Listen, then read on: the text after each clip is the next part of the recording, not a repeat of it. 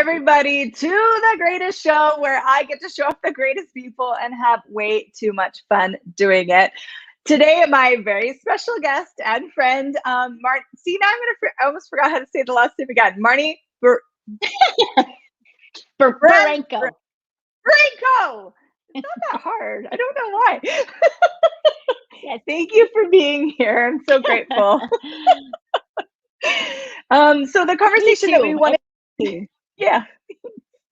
The conversation we want to have today was about being and being the valuable product, even if no one sees it. So many of us go through life and never feel seen, never feel heard, never really feel acknowledged or appreciated, I think. And I've seen where people actually even determine how they show up in the world based on those life experiences. So I would love to just even launch off today with you, Marnie, of talking about the differences between validation and acknowledgement. Yes. So when we're born into the world from the very beginning, we start to be measured. I mean, before we even leave the hospital, how big is your head and how long is your body and how much do you weigh? And then you start school and where do you land on assessment tests? And everything is about this energy of, do you meet this standard that's been set by society, school, religion, families, these standards? And your whole existence is about, where do I fall on the scale? Do I measure up? Do I not measure up? And when you don't have an environment that contributes to seeing you, hearing you, allowing you to show up and be you, but rather you have that standard that you're always trying to measure up to, you spend your life looking outside of yourself for somebody to tell you that you're okay. And the word validation is actually about proving, the literal definition, proving the validity or accuracy of something. So it's like, I'm doing my best to prove, and now all of you outside of me tell me I'm okay. I'm doing my best to get it right. All of you outside of me tell me I'm good enough. Tell me I'm good enough. And it's this endless cycle of really working hard to try to show that we're enough, that we're good enough, and never ever being satisfied. Because even when people go, oh yeah, you get a gold star, oh yeah, you get an A, you're doing a great job, you don't actually know that, because it's based on performance and proving, and you just can never satisfy that. And acknowledging, on the other hand, it's not about performance, it's not about doing it right and not getting it wrong. It's actually that you as a being are different, unique than anyone else on the planet. And you have gifts, you have abilities, you have talents, you have a way of being in the world that nobody else has. Nobody. I mean, there's no two snowflakes that are the same, no two fingerprints that are the same, there's no two eyes that are the same, there's no two people, and there's no two beings that are the same. And when you acknowledge you, then you stop having to try and prove and get other people to tell you you're okay. You actually start to have a sense of, I am okay. I'm actually better than okay. I'm actually a gift that the world's never seen. And now I can have fun and play in my life rather than trying to work hard and prove in my life.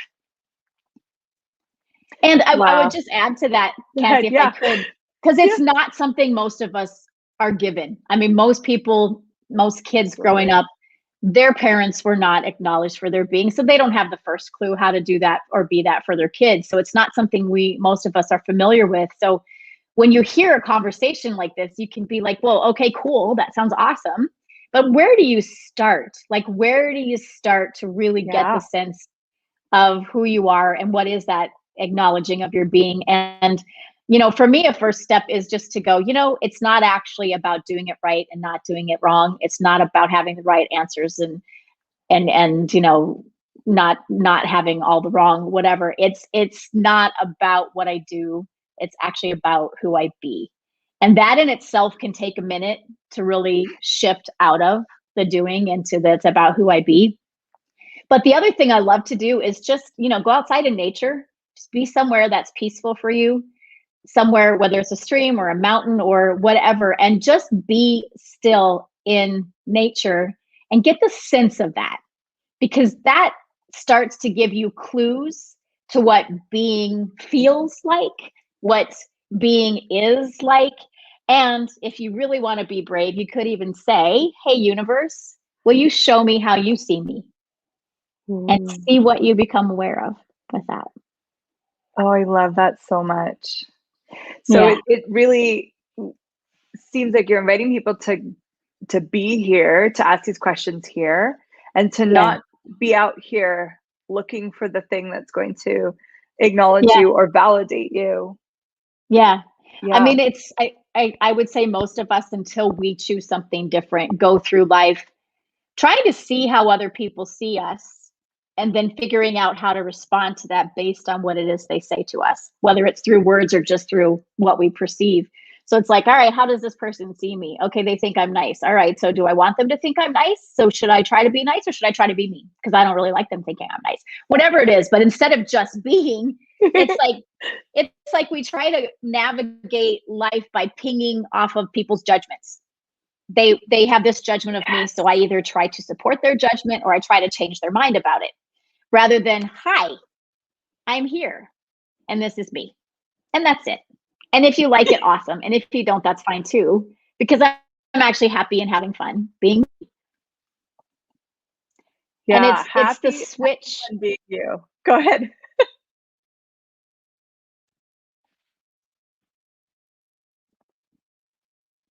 Sorry, you said it's the switch. I lost you for a second. Yeah, I lost you too. Yeah, it's the switch from looking outside of you to being the source of your life, where you just actually don't have anymore, get to show up. Hey, wow, I thank you so much already. Like, there's so much here for people to receive and to be looking at. Could we apply this a little bit to a scenario? So let's take, for example, I know when you get into the workplace, part of what we're taught is you have to show that you're doing a good job. Like if you want to keep your job or you want to progress, right?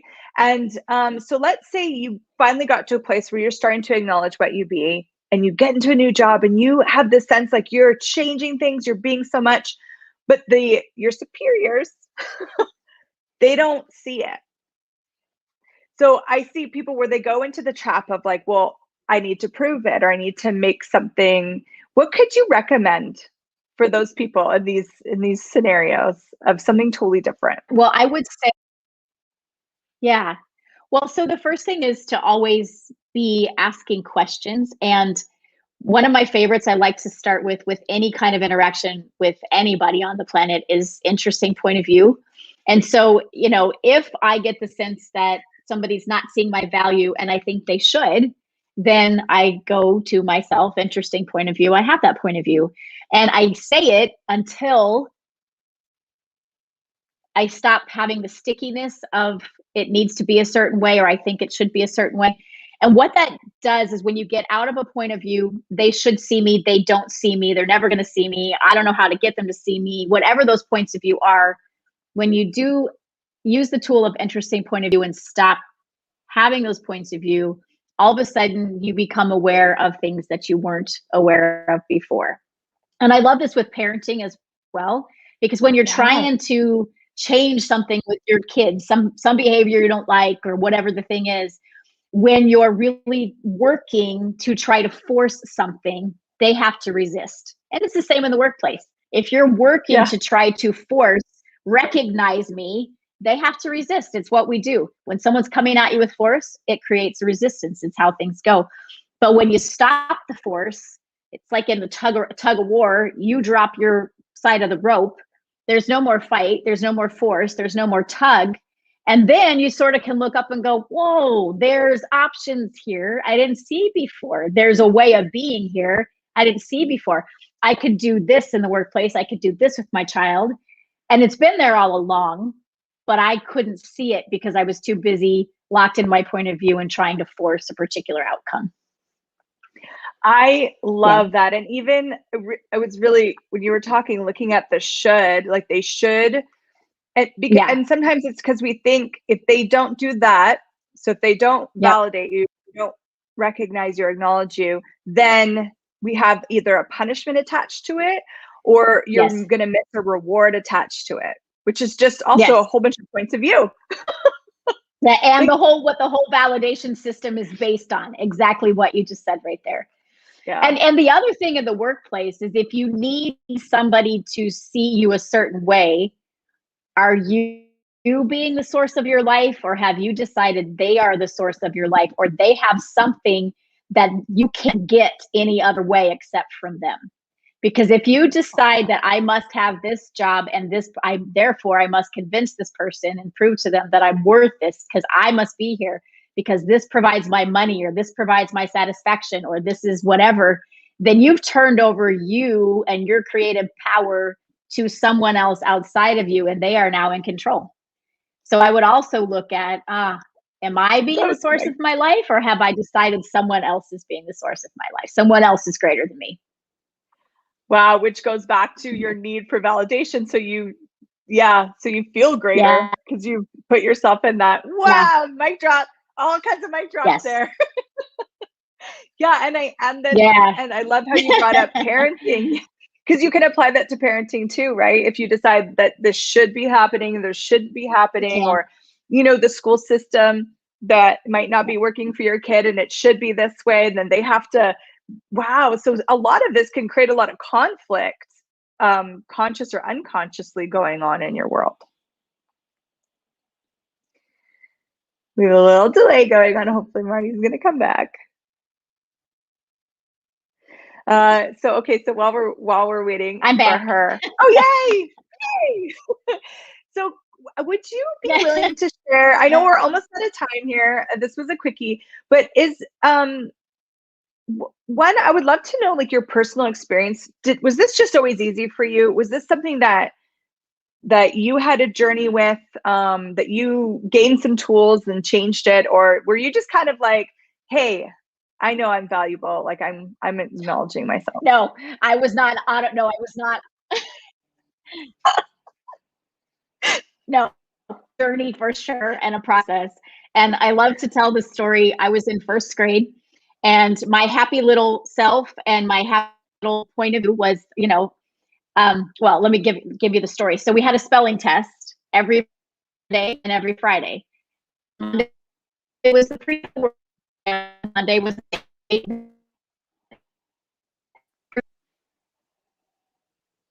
Oh, you're breaking up. Did you hear all that about the pre-test? No, spelling test. I heard spelling test. I got to start over. Okay, spelling test. Okay. So Mondays was the pre-test, where you were introduced the words for the week, and pre-test, and then and every word you missed, you had to write it 5 times, and then Friday you took the final test. And one day the teacher is standing at the front of the room where there's this chart. It's got everybody's, and everybody who got all the words right on the test got to put a star on the chart. I didn't even pay attention to it. In my mind, who cares? If I miss a word, I write it 5 times by Friday. I know all the words. I'll get 100% on Friday. I don't care if I get it right the first time. That was my point of view. And she stood up at the front of the class one day and she runs her finger to the names. And she's like, isn't it interesting that the only person in this class who doesn't have a star by her name is you, Marnie? I wonder when you're going to get all the spelling words right on the first try, so you can put a star by your name. and I remember my little first grade self going, oh, I thought it was fine what I was doing, but apparently it's not. Apparently it's about stars. Apparently it's about getting it right the first time. And so what I say about that is, I turned in my point of view that the way that I did it was fine, and I adopted her point of view, and I got at getting stars and being the best and being the fastest at the math flashcards, and and been take it all through college. And I gotta be the best, gotta get the top, gotta prove, gotta get the star, gotta get the star. And so it wasn't until way later in life I realized how much energy I spent destroying myself because it was never enough. And so that's where I started to warm up to, what if there's something more than this? What if it's not about what I do and getting stars? What if it's about acknowledging me? And that was step 1. And then from there, I would say it was a choice and a lot of tools to just kind of keep going. So thank you for that story. And when you said like it's never enough, I recalled my own experience growing up, and it was like I was never enough. So not only it was never enough, like I could never do enough, but my being was never enough. And I bought those points of view too. So what is possible if we really let go of those points of view? Yeah. Yes. Yeah. Thank you so much for this conversation. Yeah. I really, this is like so much more. We could go into this, and maybe we'll have you on the show again if you want. And it was just so beautiful to, yay! So if any of you you want more with Marnie, please check her out. She is absolutely brilliant. You just got a tiny bit of what she has to contribute. She's an Access Conscious facilitator. She's got lots of classes and lots of things going on. So all her descriptions are in her links are in the description. Please check her out. And is there anything you want to say before we go to the game? Well, just thank you, Cassy, for being. Yeah. Well, thank you for the invitation. And, if you're listening to this and anything pings in your world of, wow, I'd like to have that, but you have no idea how to get there, it's okay. Just take the first step.